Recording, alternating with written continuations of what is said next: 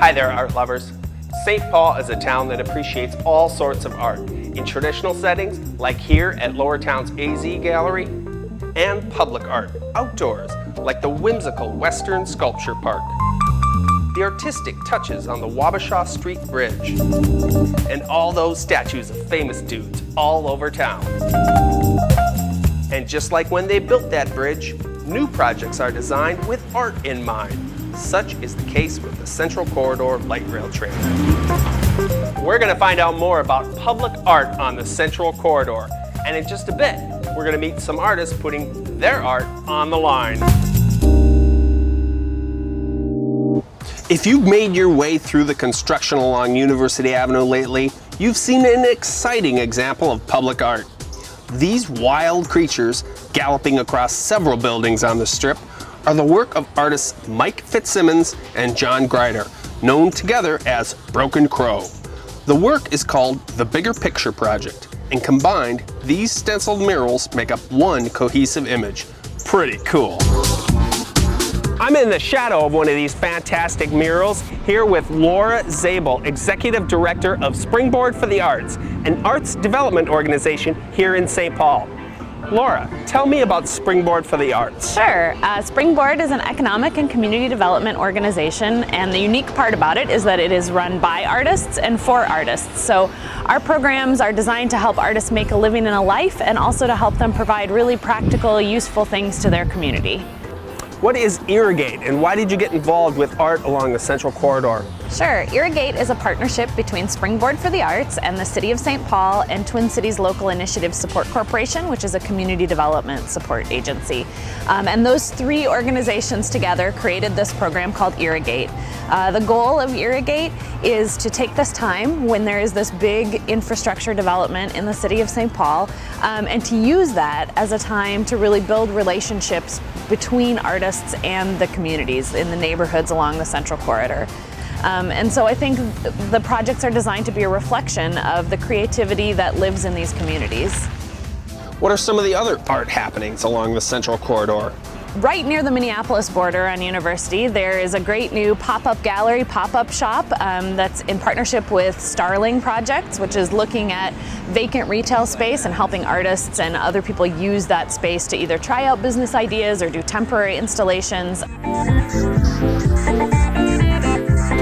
There's a beautiful stained glass installation near University in Raymond in the Creative Enterprise Zone done by Steve Bougie and Richard Fuller, two local artists. So over at the Rondo Library, there's a great project by an artist named Amy Unger who took photographs all along the Central Corridor of different letters and made an alphabet based on signage along the Central Corridor. And there's a beautiful installation in the window of the library, but the really cool thing is that you can bring your kids to the library and they can check out an alphabet game. It's important to remember that the Central Corridor stretches all the way into downtown St. Paul too. A project that will be going in very soon is a really beautiful mural at Senior Wong's restaurant that's going to be on the outdoor patio. I think will really provide a lot of vibrancy to that corner and really attract people to that really wonderful business. Thanks, Laura. Thank you so much. It's my pleasure. I'm going to go head out and learn more about this other mural. Now we're all looking forward to this construction being finished, both to ride the train and see some great art along the way. But don't be fooled, the art is happening right now. The folks at Springboard saw this vast blank wall along 4th Street in downtown as a potential spot for a Central Corridor artwork. Artist collaborative Dim Media was more than happy to fill the void.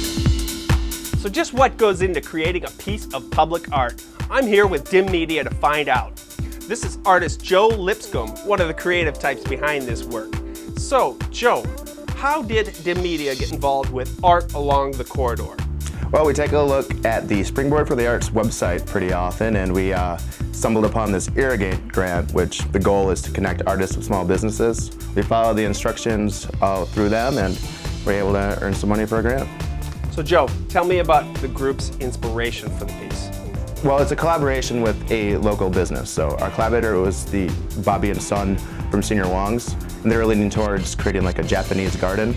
So we did some forest research, tried to hit up the Como Zoo for their bonsai exhibit, I've been driving to Red Wing pretty often, so taking a look at that area. And yeah, just looking at different old Japanese art that has Japanese gardens in it, textures and simplicity. So when people come down to 4th and Robert Street and take a close look at this piece of art, what are some of the things we're going to see?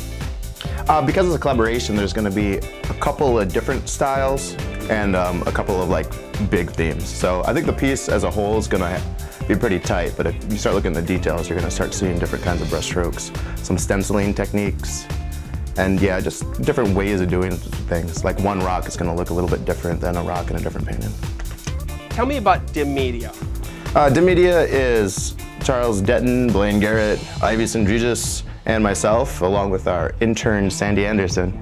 And we just work on collaborative art projects. So oftentimes it's artwork, like paintings and sometimes murals, but other times we do zines or children's books, write stories. So the next time we see you guys, you'll be hanging this piece at 4th and Robert Street. Well, that's right, and we're looking forward to having a decent reception, get some of our DJ friends to play.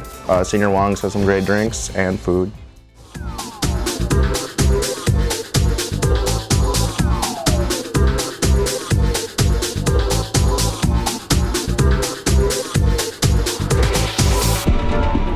So there you have it, art along the Green Line and the creation of a custom Central Corridor artwork. For more information on creative placemaking, including an interactive map of art all along the Central Corridor, go to irrigatearts.org.